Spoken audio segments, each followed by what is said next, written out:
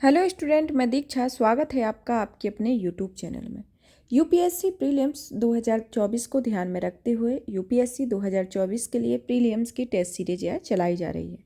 यह डेली आपके 9 बजे आती है, जिसमें आज का डे सेकंड है। अभी कल डे फर्स्ट था, कल से ही स्टार्ट की गई है। ये डेली मॉक टेस्ट होंगे, जिसके अंतर्गत आपको 5 मॉक टेस्ट दिए जाएंगे, जिसमें आप डेली नाइट में इस सेशन को देखेंगे तो आपकी जो दिन भर का पढ़ा गया है उस पर का रिवाइज होगा। इस तरीके से इस सीरीज को कंप्लीट किया जाएगा कि आने वाले एग्ज़ाम कि ये 26 जनवरी को जो एग्ज़ाम 26 मई 2024 को जो एग्ज़ाम है उसको टारगेट करके ये श्रृंखला चलाई गई है। चलिए तो शुरू करते हैं। आज की श्रृंखला के अंतर्गत हमारा पहला क्वेश्चन क्या आता है। पहले क्वेश्चन को आने के पहले आप हमारे चैनल पर नए हैं तो इस चैनल को सब्सक्राइब करें, ज़्यादा से ज़्यादा शेयर करें, वीडियो को लाइक करें। चलिए तो शुरू करते हैं। आज हमारा पहला जो क्वेश्चन इसके अंतर्गत आता है कि बर्ड फ्लू के बारे में निम्नलिखित कथनों पर विचार कीजिए। तो बर्ड फ्लू के संदर्भ में दिया गया है कि बर्ड फ्लू के बारे में निम्नलिखित कथन दिए गए हैं। पहला कथन इसमें दिया गया है कि बर्ड फ्लू का पहला मामला 1997 में जापान में आया था। दूसरा कथन दिया गया है कि बर्ड फ्लू मानव से मानव में संपर्क से नहीं फैलता है। तो उपयुक्त कथनों में से कौन सा कथन सही होगा, आपको बताना है कि इसके अंतर्गत कौन सा कथन सही होगा। इसमें पहला आता है कि केवल एक होगा, दूसरा आता है केवल 2 होगा, तीसरा आता है 1 और 2 दोनों होगा, और चौथा आता है ना तो 1 होगा ना तो दूसरा होगा। इसके अंतर्गत आपको इसका उत्तर बताना है कि कौन सा इसमें कथन सही है। आपको इसका उत्तर देना है कि आपका उत्तर क्या रहेगा। तो इन दोनों कथनों में से कौन सा उत्तर होगा आपका। इसके अंतर्गत आपका ऑप्शन जो होगा बी होगा, क्योंकि इसमें पहला कथन सही नहीं है, दूसरा कथन सही है।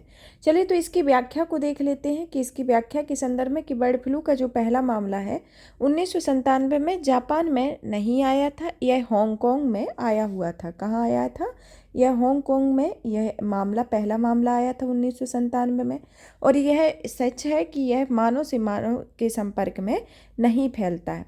तो इसके संदर्भ में पहला कथन सही नहीं है, दूसरा कथन सही है। तो यहाँ पर जापान की जगह हांगकांग होगा। अब आता है आपका नेक्स्ट क्वेश्चन, जो कि महसीर मछली के संदर्भ में है। महसीर मछली के संदर्भ में बताया गया है कि निम्नलिखित कथनों के संदर्भ में निम्नलिखित कथनों पर विचार कीजिए। जिसके अंतर्गत पहला दिया गया है कि हैम्पबैक महासीर सबसे बड़ी मछली है। दूसरा कथन दिया गया है कि महसीर मछली शाकाहारी है। तीसरा कथन दिया गया है कि महसीर मछली प्रवासी प्रजाति है। तो उपयुक्त कथनों में से आपको बताना है कि कौन सा कथन सही है।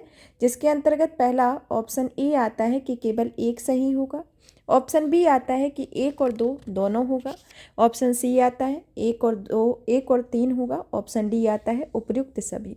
तो इसमें से आपको बताना है कि आपका कौन सा कथन सही है। तो आप क्वेश्चन को फिर से देखेंगे कि इसके कथन फिर से देखेंगे कि इसके अंतर्गत कौन सा सही होगा।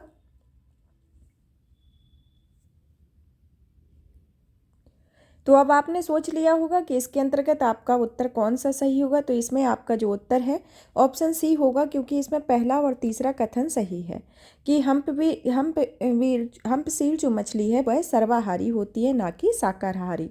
तो इसमें पहला और तीसरा कथन सही था कि हम्पबैक महासीर सबसे बड़ी मछली है और ये सबसे बड़ी महासीर मछली है, और दूसरा आता है कि ये शाकाहारी ना होकर यह सर्वाहारी मछली है, और यह महासीर जो है प्रवासी प्रजाति है। कहाँ की है? मछली प्रवासी प्रजाति है। तो इसके संदर्भ में पहला और तीसरा कथन सही होगा। अब आता है आपका नेक्स्ट क्वेश्चन कि हिमालयन ट्रिलियम के संदर्भ में के बारे में निम्नलिखित कथनों पर विचार कीजिए। हिमालयन ट्रिलियम के बारे में आपको बताना है कि ये ट्रिलियम क्या होती है। ट्रिलियम आपको बता दें कि हिमालय की एक आम जड़ी बूटी होती है। उसके संदर्भ में आपसे क्वेश्चन पूछा गया है, जिसमें आता है कि पहला इसमें कथन दिया गया है कि अंतर्राष्ट्रीय प्रकृति संरक्षण संगठन IUCN द्वारा इसे गंभीर संकटग्रस्त प्रजातियों के रूप में वर्गीकृत किया गया है।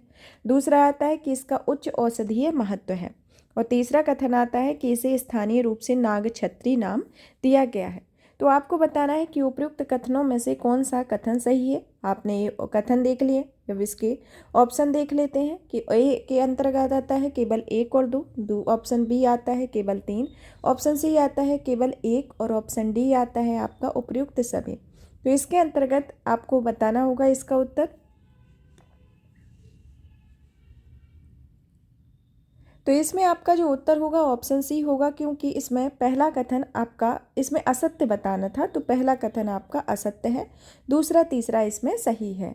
तो इसके अंतर्गत आपको बताना है कि इसमें इसकी व्याख्या को देख लेते हैं कि हिमालयन ट्रिलियन या फिर हिमालय की एक आम जड़ी बूटी होती है को अंतर्राष्ट्रीय प्रकृति संरक्षण संगठन द्वारा संकटग्रस्त घोषित किया गया है।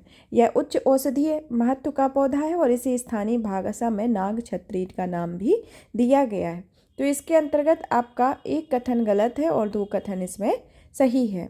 अब आता है आपका नेक्स्ट क्वेश्चन कि जिसमें पूछा गया है, जिसके अंतर्गत आपका नेक्स्ट क्वेश्चन है कि मोरिंगा ओलिफेरा के बारे में निम्नलिखित कथनों पर विचार कीजिए। इसमें पहला क्वेश्चन आपका आता है कि यह पेड़ भारत की मूल वृक्ष है। दूसरा आता है कि इसमें anti fungal, anti viral, anti depressant और एंटी इन्फ्लेमेटरी गुण होते हैं। तो इन कथनों में से कौन सा कथन सही है, आपको बताना है इसके अंतर्गत कौन सा कथन सही है। इसमें पहला ऑप्शन आता है कि केवल एक सही है, दूसरा ऑप्शन आता है केवल दो सही है, ऑप्शन तीसरा आता है कि एक और दो दोनों सही है, और ऑप्शन डी आता है ना तो एक सही है ना तो दूसरा सही है। तो इसमें आपको सही उत्तर देना है। तो इसका उत्तर जो होगा वह ऑप्शन सी रहेगा, क्योंकि इसमें दोनों ही कथन जो है वह सही है। तो इसमें कि यह पेड़ का भारत का मूल वृक्ष है और इसमें anti fungal, anti viral, anti depressant और एंटी इन्फ्लेमेटरी के गुण होते हैं। तो ये दोनों ही कथन इसमें सत्य है। अब आता है आपका नेक्स्ट क्वेश्चन जो कि मोहिनी अट्टम नृत्य के संदर्भ में है। मोहिनी अट्टम नृत्य के संदर्भ में इसमें पूछा गया है कि निम्नलिखित कथनों पर विचार कीजिए। जिसमें पहला दिया गया है कि यह तमिलनाडु का एक शास्त्रीय नृत्य है। दूसरा इसके अंतर्गत दिया गया है कि यह धर्मनिरपेक्ष विषयों पर आधारित है। इसमें तीसरा ऑप्शन सी दिया गया है कि यह लास्य शैली से संबंधित है जो स्त्री रूपी, कोमल एवं सुशोभित है, और इसमें ऑप्शन डी दिया गया है कि इसे हमेशा समूह में किया जाता है। तो इसमें आपको बताना है कि इसमें से कौन सा कथन आपका सही है, मतलब कि कौन सा ऑप्शन सही है मोहिनी अट्टम नृत्य के संदर्भ में। तो इसके अंतर्गत आप सोचिए कि कौन सा सही होगा।